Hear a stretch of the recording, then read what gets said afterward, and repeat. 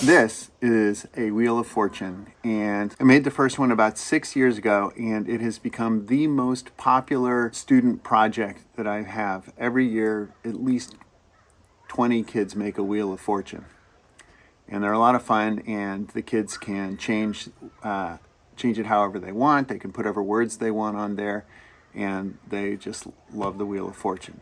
So, thought I'd make a video about how to make a Wheel of Fortune. And for this video, I've invited an actual student to build it, and we'll follow his progress. Hello. Hi. Caden here is going to build it, and I'm going to document it. First thing you're going to do is... make a plan. Make a plan. He's going to make a plan. The first step for Caden is to measure the parts. On a Wheel of Fortune, there are 3 pieces of wood. There is the upright, and there is the base, and then there's the wheel part. For the upright and the base, we are using 1x4 dimensional pine, and then the front part is going to be 1x6. Okay, so Caden's finished his drawing. The upright is 8.5 inches, the base is 6 inches, and the wheel is 5.5 inches across. The next step, Caden is going to measure the 2 pieces of wood, one of which is 6 inches and the other one is 8.5 inches. And then he's going to use a tri-square to draw a straight line across. Caden, what's the most important thing about using a tri-square?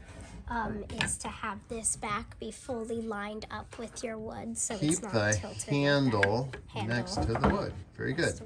Thank you. Okay, Caden has his board clamped down. Caden, what's the most important thing about clamping with a C-clamp? Clamp your line close to your C-clamp, so Right. your line is really close. Absolutely. Okay, good luck with the saw there.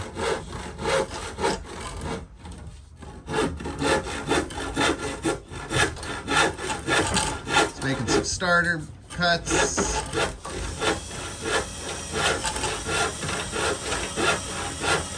right, starts on, bud.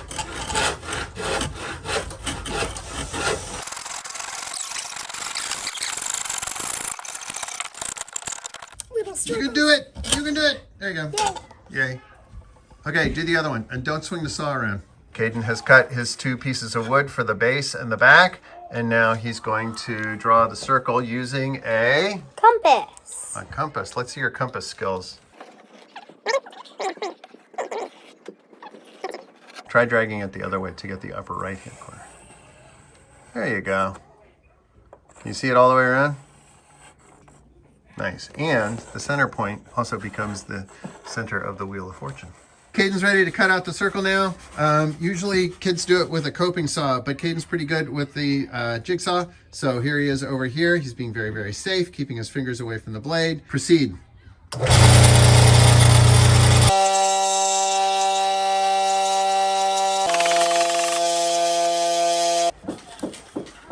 Did it. Circle. Caden has his 3 basic shapes for the Wheel of Fortune: the base, the back, and the wheel. And before he can get to the next step, which Annie's doing, the next step is to divide the wheel up into 18 different sections. And for that, I'm going to use this very old and funky angle. I don't know what it is. I found it, and it's great, but it has all the degrees all the way around the outside edge. If you don't have one of these, you could use a protractor, and they're much more common. So what I'm going to do with this guy, though, is we're going to tape it down. What you're going to do is some very basic skip counting, and you're going to make marks around the wheel at 20-degree units. So where's 0? So 0's over here. So we're going to start at 0, and I'm going to put a substantial mark, not a blob, right? But like go down and make a poke, right? So not a line, a dot. A dot. You want a dot because that's where the nails are going to go eventually. So, and then you're going to go at 20-degree increments, right? Caden, you're going to take over.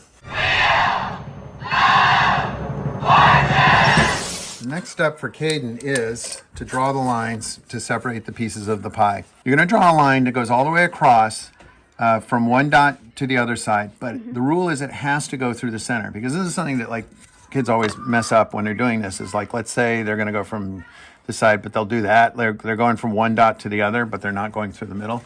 So it's not going to be a piece of pie if it moves, right? So here we go. I'm going to hold this here, and I can see the center dot, and I can see the two side dots. Then hold the ruler down with 4 fingers so you're pushing so it doesn't move. Like if I see people like doing this, it's like you have no leverage. So it's gonna, your ruler's gonna move around. So here we go. Being careful, draw one line. It's always better to pull the pencil than to push the pencil, right? And it goes all the way through, right? Yeah. Super careful. Wait, are you sure it's lined up with the dot there? There we go. Okay, because it's got to go. Oh, nice. Katie's done a great job marking up the wheel into slices. This is one of the very rare projects where you get to color before you finish, but it's going to put in the nails into the outside edge, and so you can't really color while there's nails in there. So, Caden, let's get the Sharpies. Color time. I don't suggest you use dark colors like dark purples and dark blues You won't and be black, able- because then you won't be able to see the writing that goes on top. Usually I don't tell kids to stay in the lines, but this is also a time where you should stay in the lines. And now he will add the fortunes to the disc. Let's go. Boom. All right. What do you think the next step is? Me? Yeah, you. Oh, I think I'm gonna either drill a hole through the center or start attaching those. Yes. Caden's going to drill a hole through the center. First thing he's going to do is use an awl to make a starter dent.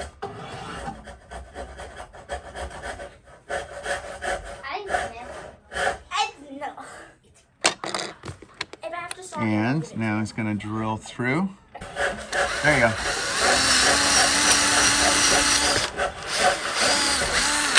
We're going to hammer in the nails, and they go right on the dots that we made when we were marking it out. So that's right where they go. And they should go in about halfway. These are 3D nails, and they should not come out the backside. So that's a clue. If they come out the backside, Not good. all right, hammer away.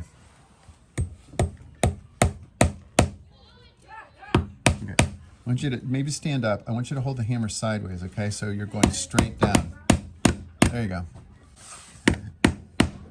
Okay, there you go.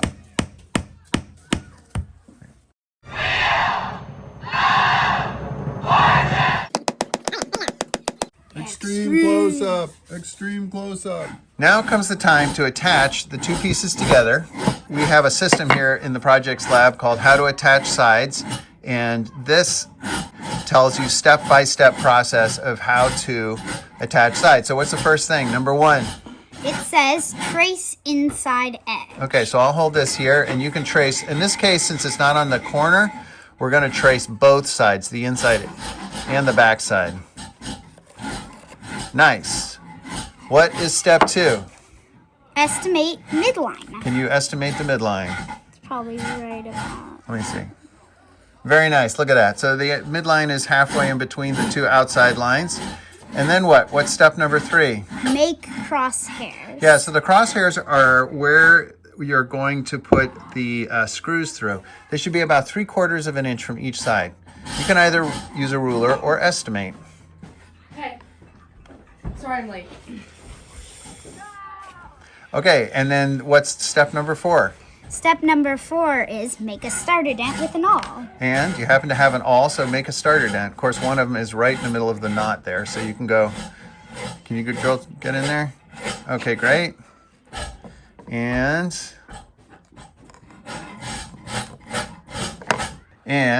step 5 is to pre-drill the hole. Go ahead. You have to make sure you go straight into the hole. Couldn't have said it any better myself.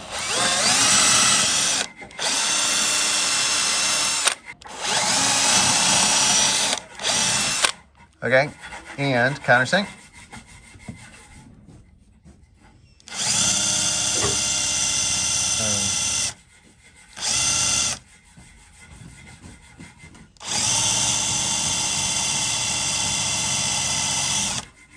Action. Oh, so the first steps are to put the screws in. Yeah, so give them a little twist so they don't wiggle around when you come back to it later. And the second step is To put glue on this bottom section. All right, put some glue on the bottom side. We call it a skinny worm. And then spread it around with your finger. And then you can use the used paper towel because it's better for the environment. Okay, I am going to help you out by holding this right next to the edge, and you are going to screw it in. Okay, hold on. Wait a second, let's go close to the edge. Okay. Push hard. All the way. That one's still sticking out a little bit. Okay, go ahead.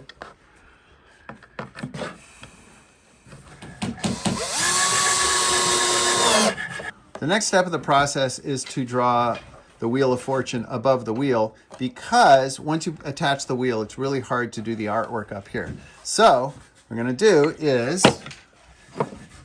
take the wheel and put it on here like this.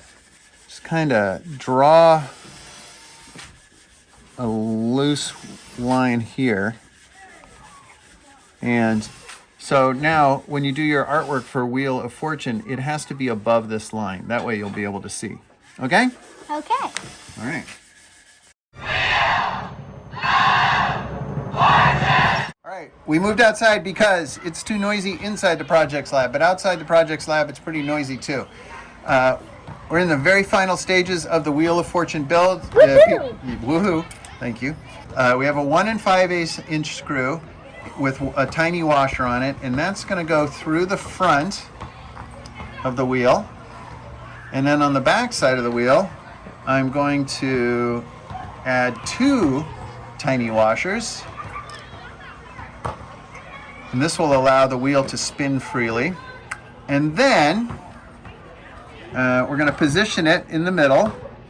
And Caden's going to pick up the drill, and it's very important that this screw goes in straight. So I'm going to hold the screw while Caden slowly puts the... All right, that looks good to me. Go ahead. Don't go. Go ahead. You can go. Push down harder, bud. And stop. Okay. Yeah. Okay, so that's a little tight. So let's just loosen it up just like a half a turn. Boop. Nice. So it just spins freely. So a big part of the Wheel of Fortune now is adding the clicker thingy is going to go up top here with a little flag. When you put the nail in, you should make sure that the wheel doesn't hit the nail. So that, and it should be in the middle. So that looks like a good spot. Go ahead and put that in. Dude, how far? Don't smash my fingers. I hate it when kids smash my fingers.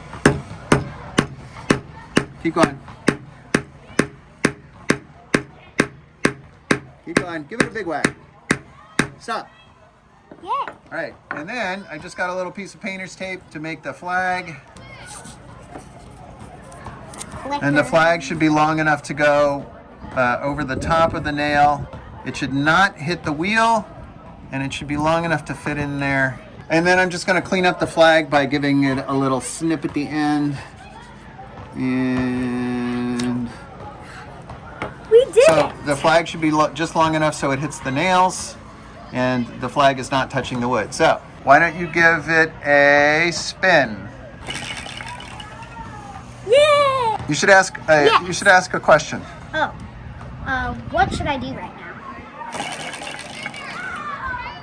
Yes. What should I do right now? An Ariel. An Ariel's Ariel very soap. popular. All right. Good job, Caden. Success. Look at this. Success. Look at this happy person who built something Yeah. all by himself. Good job. Oh, look at that. Accolades. Thank you. All right. Thank you, Caden. Woohoo. Oh, extreme close up.